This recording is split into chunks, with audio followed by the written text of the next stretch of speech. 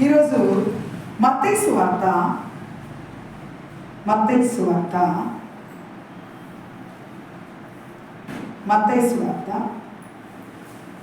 2వ అధ్యాయము మొదటి వచనము నుండి కొన్ని వచనాలను ధ్యానిద్దామండి. రాజైన హేరోదు దినముల యందు యోదయ దేశపు బెత్లెహేములో యేసు పుట్టిన పిమ్మట ఇదిగో తూర్పు దేశపు జ్ఞానులు యెరూషలేమునకు వచ్చి, యూదుల రాజుగా పుట్టినవాడు ఎక్కడ ఉన్నాడు? తూర్పు దిక్కున మేము ఆయన నక్షత్రమును చూచి ఆయనను పూజింపవచ్చినమని చెప్పింది. హేరోదు రాజు ఈ సంగతి విన్నప్పుడు అతడును అతనితో కూడా యెరూషలేము వారందరూ కలవరపడి, దేవునికి స్తోత్రం, హల్లెలూయా. యెరూషలేము వారందరూ కలవరపడ్డారు. ఎందుకు కలవరపడ్డారు? ఇక్కడ బెత్లెహేములో యేసుక్రీస్తు వారు పుట్టారు అని అంటే కొన్ని ఆనవాళ్ళు ఏర్పడేది. దేవుని స్తోత్రం చెప్పించమ్మా. ఒకసారి లేచి నిలబడండి అందరూ. లేదు నన్ను కూడా నిలబడింది.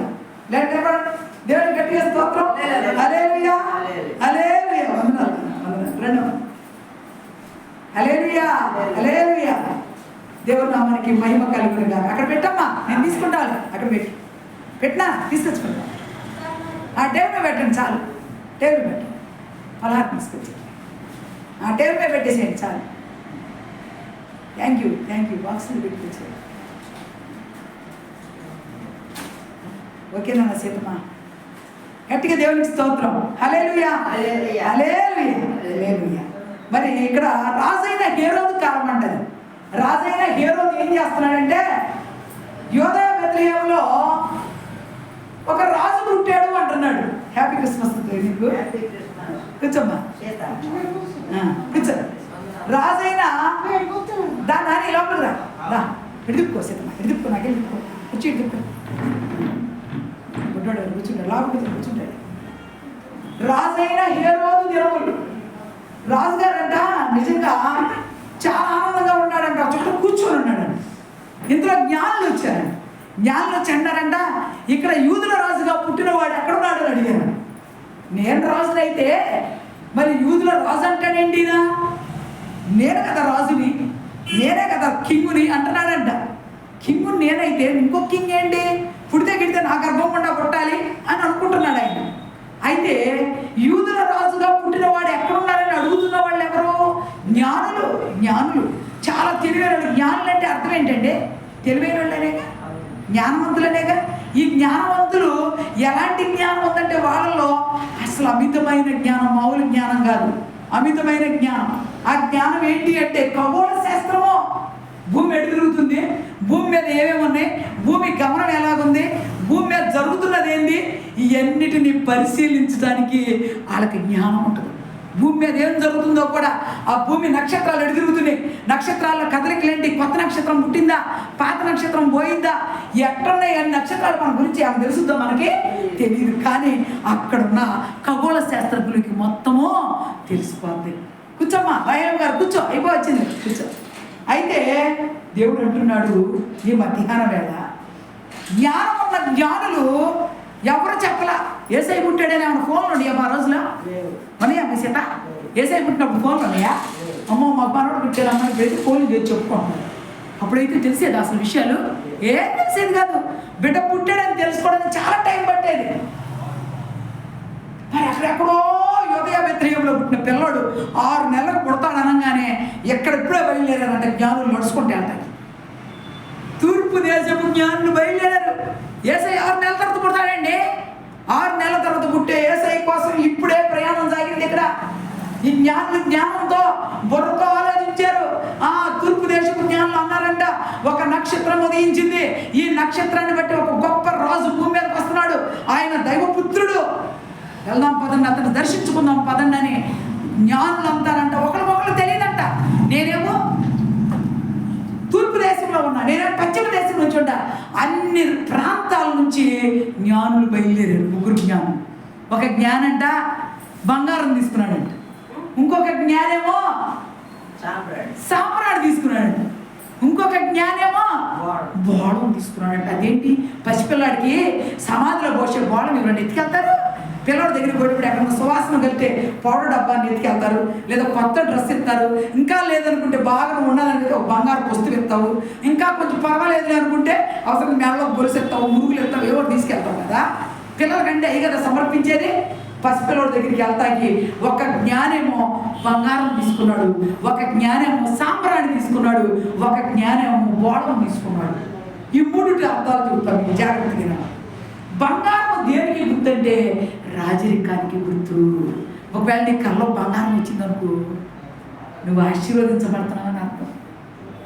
బంగారం వచ్చిందనుకో కళ్ళకి, ఏ బంగారం వస్తువు నీ ముందుకు వచ్చిందనుకో ఏదో ఆశీర్వాదం వస్తుందని గుర్తుపెట్టుకోండి. సాంబ్రాణి గడ్డీలు వచ్చినాయా ఎప్పుడన్నా కళ్ళకి?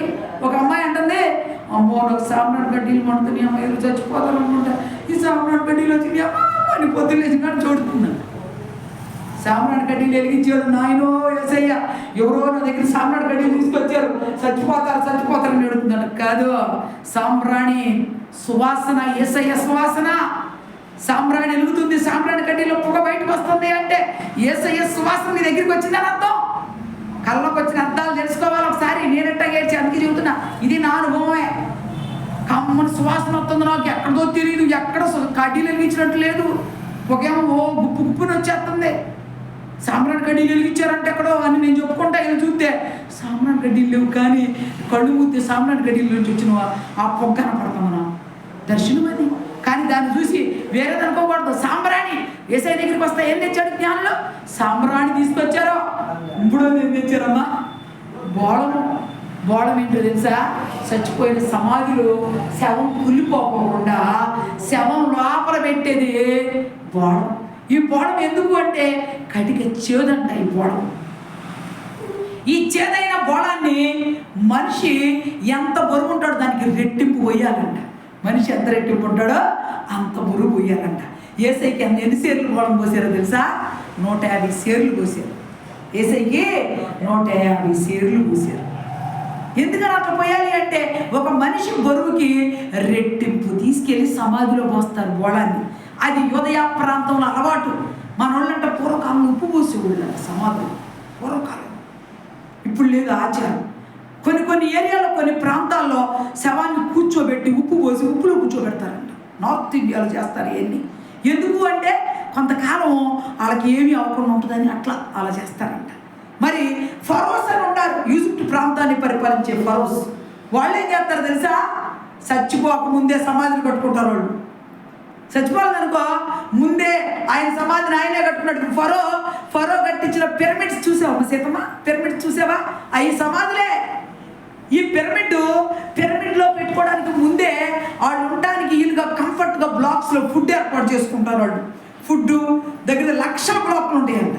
ఈ లక్షల బ్లాకుల్లో ఫుడ్ ఒక దాంట్లో, బట్టలు ఒక దాంట్లో, బంగారం ఒక దాంట్లో, వెండి ఒక దాంట్లో, ధాన్యం ఒక దాంట్లో, వస్తువులు మరి వాళ్ళకి అవసరమించినవి అన్ని తర్వాత చచ్చిపోయినా కూడా కావాల్సి వస్తాయని తీసుకెళ్ళి పెట్టుకుంటారంట వాళ్ళు. ఎందుకు అంటే సమాధి నిర్మాణం జరిగినాక వాళ్ళు చచ్చిపోకముందే అన్ని చూసుకొని రెడీ చేసుకొని కొన్ని 10 ఏళ్ళ తర్వాత చచ్చిపోయినా పర్వాలా, కానీ సిద్ధపాటు మాత్రం అలాగా చేసుకుంటారంట. చేసుకున్నాక వీళ్ళు చచ్చిపోగానే ఏం చేస్తారనుకుంటారు? వాళ్ళని మమ్మీఫికేషన్ చేస్తారు. మమ్మీఫికేషన్ అంటే ఏంటంటే శరీరం మొత్తం కొయ్యరు. ఇప్పుడు చేస్తున్నారు పోస్ట్ మార్టం. అట్ట కాదు, ముక్కులో ఉండ, నోట్లో ఉండ, కడుపులో ఉన్న పేగులు లాంటివి అన్నీ లాగేసేస్తారు. బాడీలో పాడు చేసే ఏమీ ఉంచరండి. వాటి పైన ఉన్న స్కెలిటన్ ఒక్కటే శరీరంతో ఉంటుంది అన్నమాట. లోపలంతా బోళం కూర్చేస్తారంట. బోళం అంటే ఇప్పుడు చెప్తున్నాం కదా మీకు, అదే బోళం ఎర్రగా ఉంటుంది, అగరకారపు చెక్కతో తయారు చేస్తారు. అది చేదంట. అది లవంగ పట్టి అన్ని తీసుకొచ్చి చేదుతో కూర్చిన వాటిని 18 లేపనాలు కలిపి శరీరానికి పూసి పాతి పెడితే దగ్గర 1,00,000 సంవత్సరాలైన సమాధిలో శరీరమో చెడిపోదండి. అందుకేగా 7,000 సంవత్సరాల క్రితం పాతి పెట్టిన ఆ ఫరో శరీరాలు ఇప్పుడు అక్కడక్కడ కనపడతాయి, యూట్యూబ్లో వస్తూ ఉంటాయి చూడండి కావాలంటే.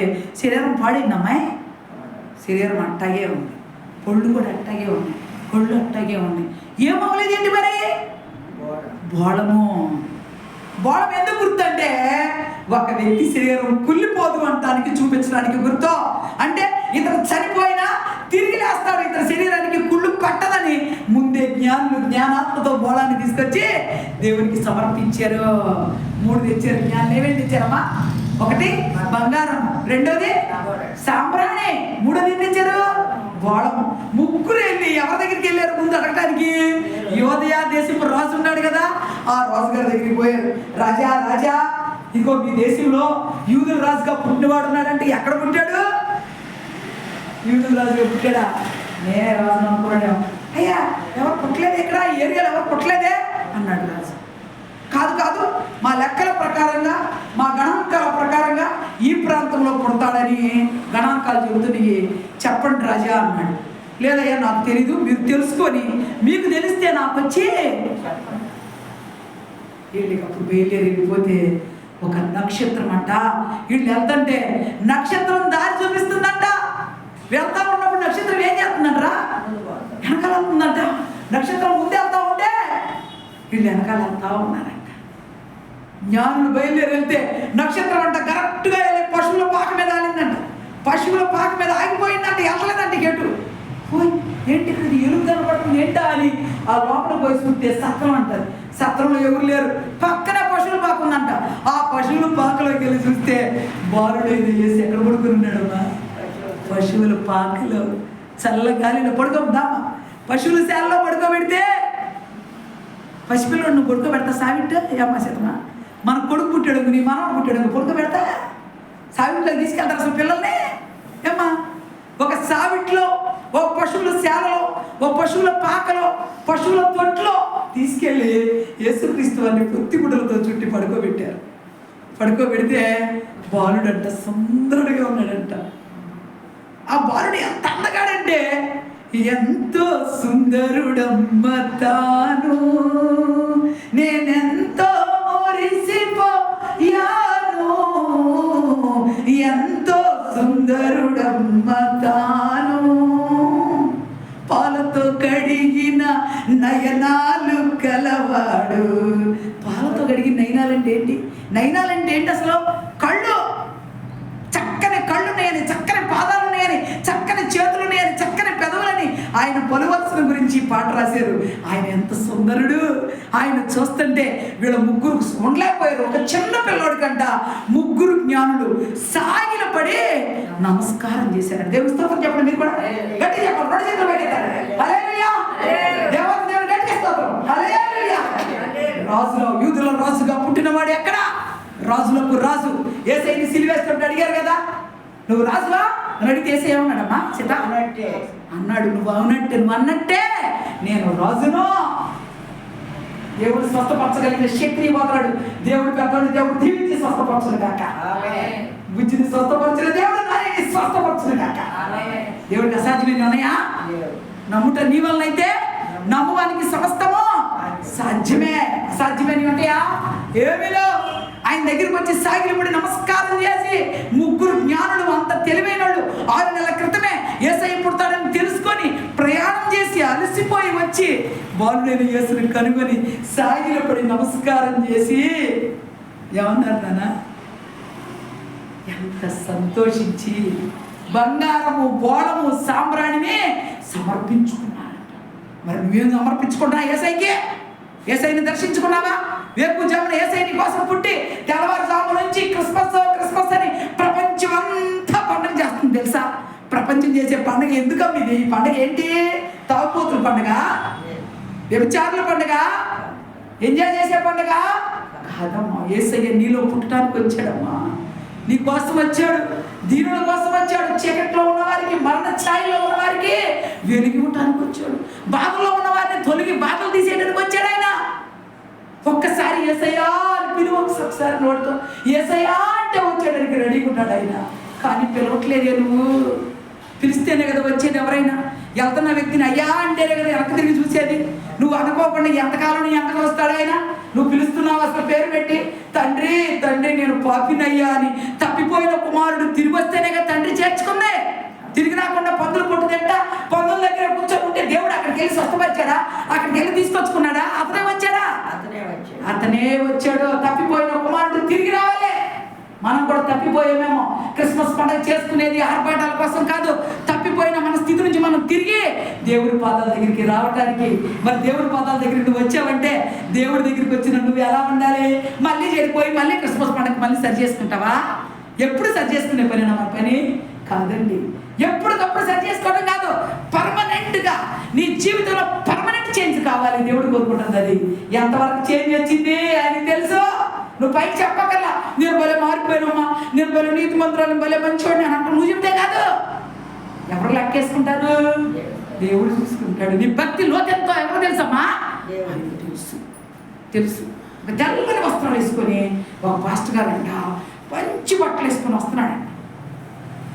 వస్తుంటే ఒక విశ్వాసి అమ్మో తెల్ల బట్టలు వేసుకొని వస్తున్నాడు. పాస్టర్ గారు అయ్యా తాయ్యా అన్నం పెడతారు, అయ్యా అయ్యా నా ఇంట్లో ఎప్పుడే భోజనం అయింది రా అయ్యా అన్నం లేదు కానీ గబగబా పిలుచుకొచ్చుకున్నాడు.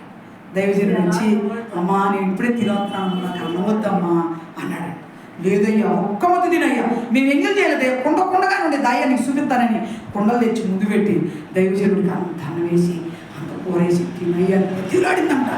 దైవజనుడు అంట ఇష్టం ఉండి ఇష్టం లేకపోకుండానే అట్లా కలుపుకొని 3 ముద్దలు అమ్మ పెట్టుకున్నాడంట. 3 ముద్దలు అమ్మన్నాడంట. ఎందుకు పెట్టింది అమ్మ తెలుసా? తొలికుండాను దేవుడికి పెట్టాలని అనుకుందంట. కోడి మాసం కూర వండిందంట చక్కగా, మరి మంచి అమ్మ వండుకుందంట రెడీ చేసుకొని. ఎవరు తినాలని కోరుకుంది?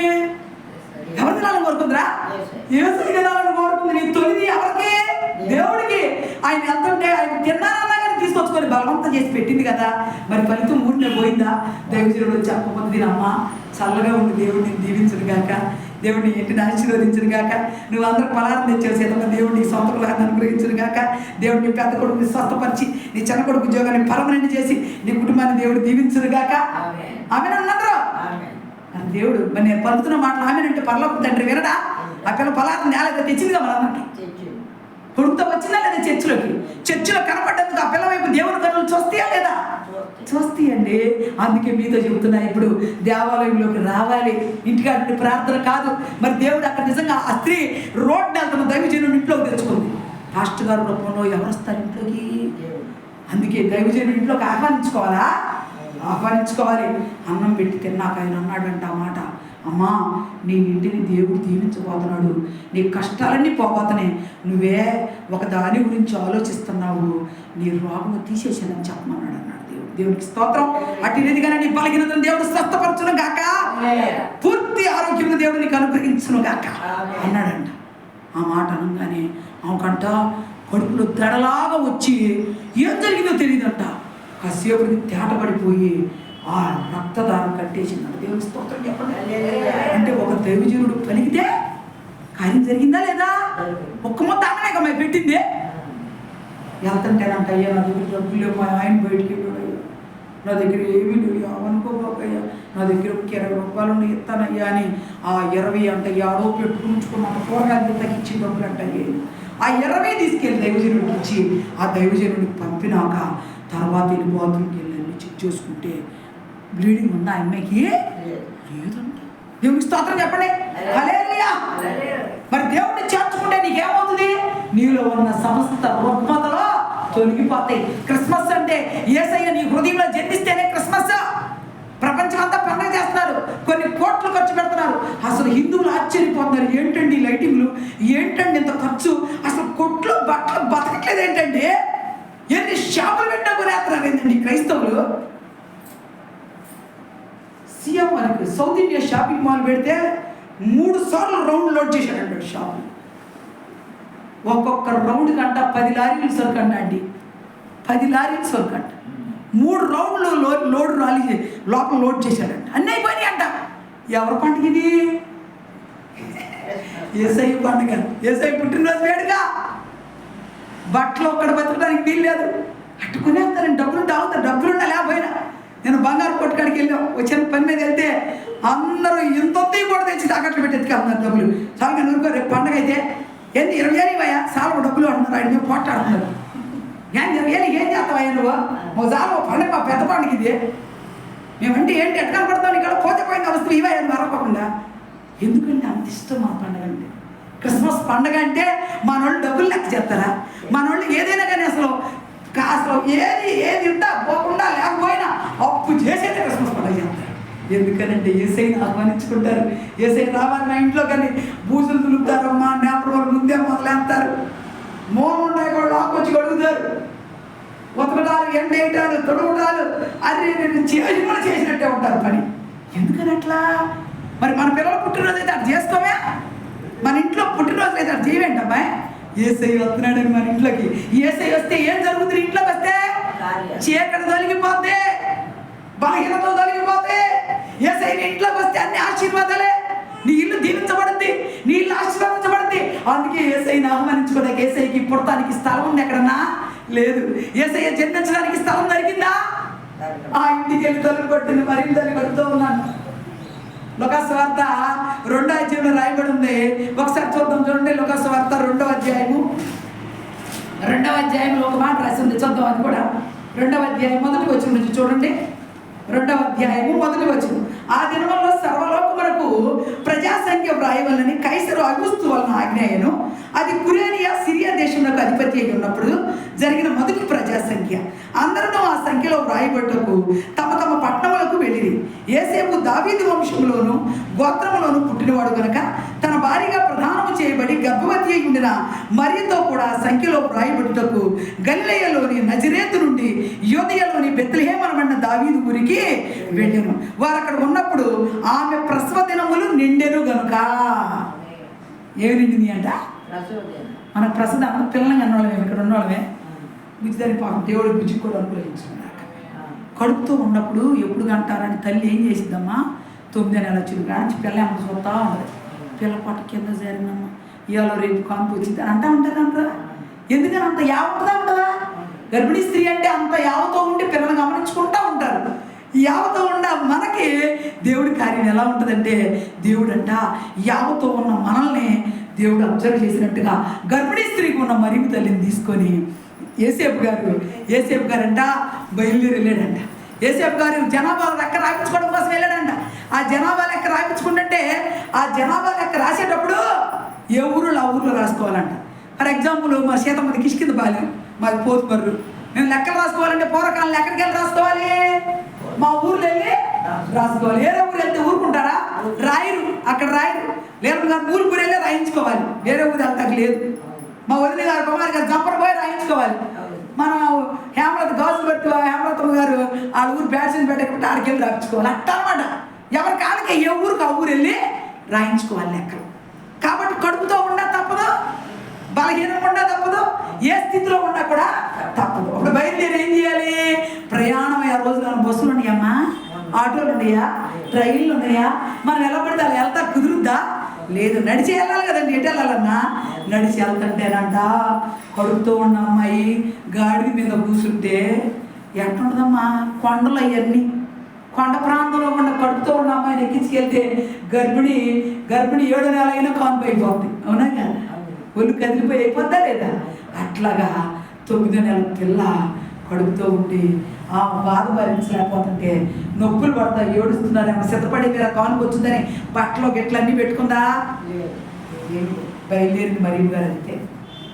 దోవలోకి వెళ్ళిన తర్వాత నొప్పులు ప్రారంభమైపోయి అప్పుడు ఈ ఇంటికి వెళ్ళి తలుపు కొడతారు. అమ్మా కొంచెం తలుపుది అమ్మా, అమ్మా కొంచెం తలుపుది అమ్మా, అమ్మా కొంచెం తలుపుది అంటే స్థలం ఉంది అంటున్నారు వాళ్ళు?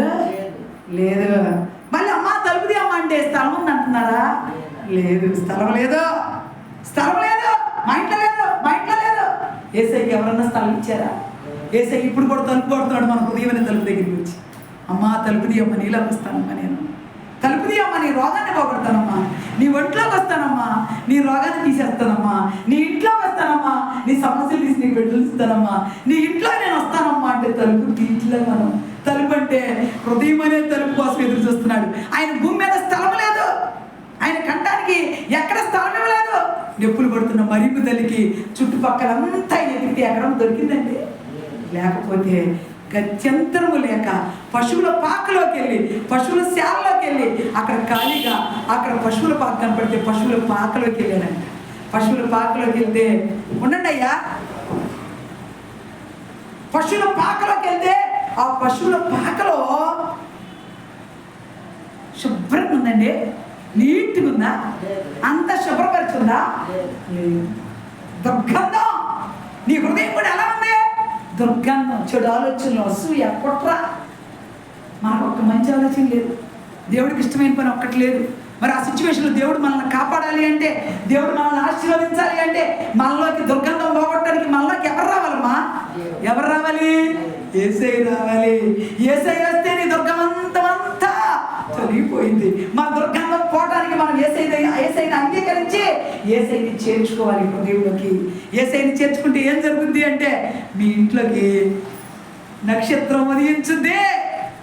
చీకటి పోయి నక్షత్రం ఉదయించింది.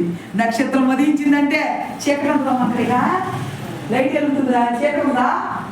ఈ ఫ్లెక్సీ రెడీ చేసి బాబా ఫ్లెక్సీ దేవుడికి స్తోత్రం చెప్పడం గట్టిగా హల్లెలూయా. ఈ ఫ్లెక్సీ గురించి కూడా సాక్షి చూద్దాం. చీకట్లో ఉన్న ప్రజల కోసం యేసయ్య పశువుల పాకలో ఎలా జన్మించారో, అక్కడ జ్ఞానం వెళ్ళి ఎలా ఆ నక్షత్రం దారి చూపించిందో, అట్లా నిన్నటి మధ్యాహ్నం టైంలో కూడా పార్క్ ఫ్లెక్సీ ఉంచుదాం. డబ్బులు పార్క్ ఫ్లెక్సీ ఇచ్చేద్దాం బాగానే ఉన్నాయి. పద్దాకలో నేను ఎవరిని అడగను. శ్రీరామ మంది సెమీ క్రిస్మస్ పిల్లలు మరొకరు ఏమవుతుంది బ్రహ్మ పర్లేదు అదే ఉంచుకుంటానయ్యా అని బాధపడి ఏడ్చి ప్రార్థన చేసుకుని వెళ్ళాను. బండి వేసుకుని వెళ్ళాను బజార్కి.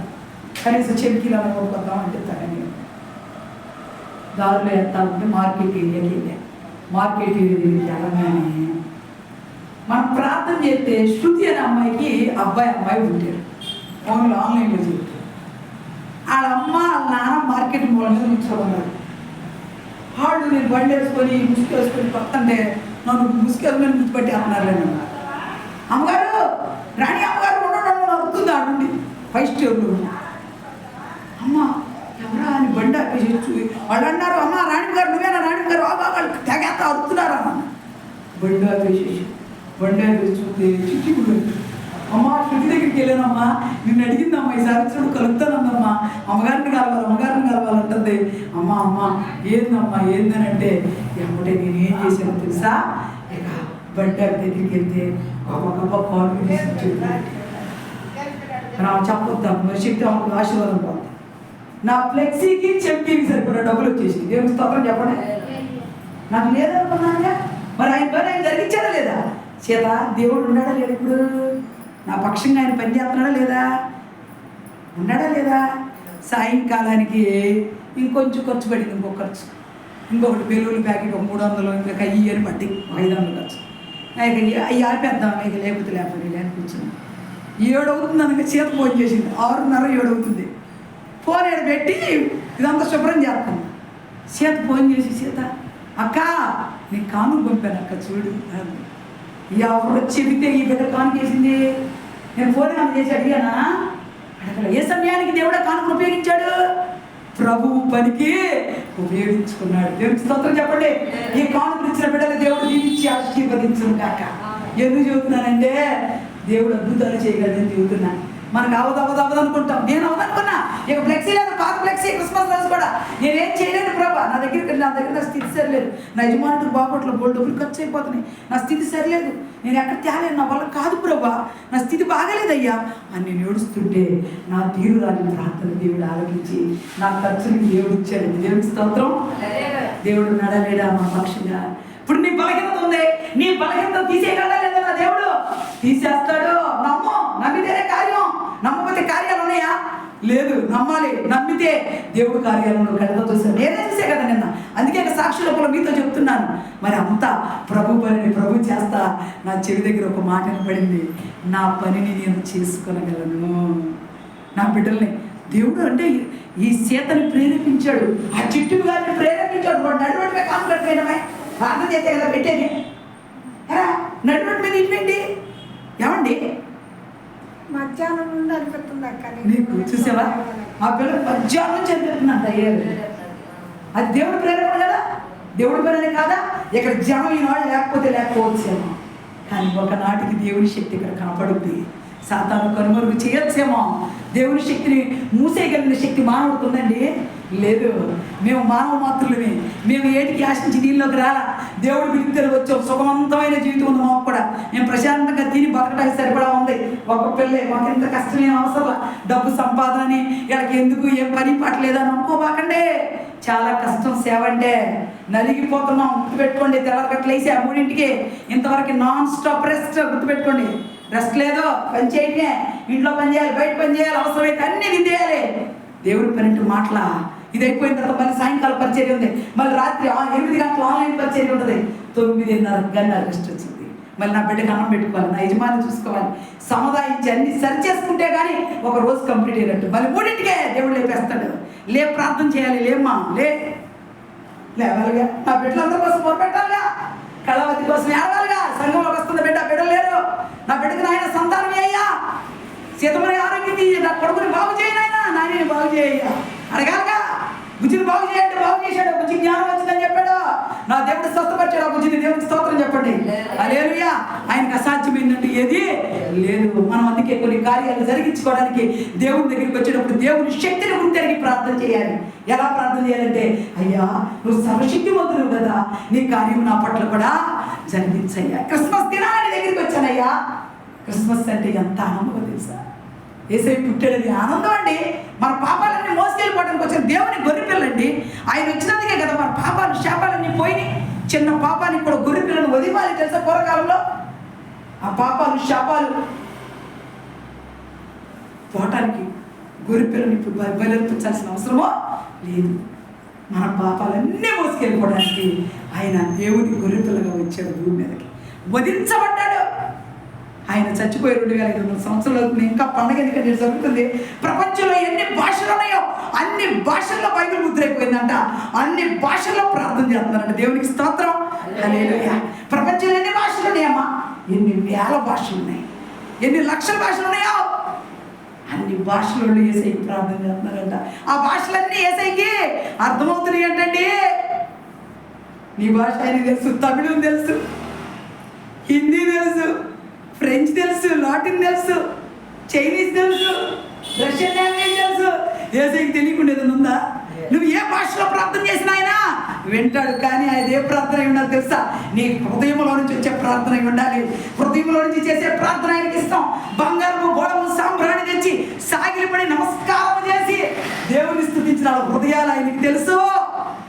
6 నెలల ప్రయాణం చేసి యేసయ్యని కనుగొన్నారు. వాళ్ళు సాగిలిపడి నమస్కారం చేసి యేసయ్యకి సమర్పించుకున్నారు.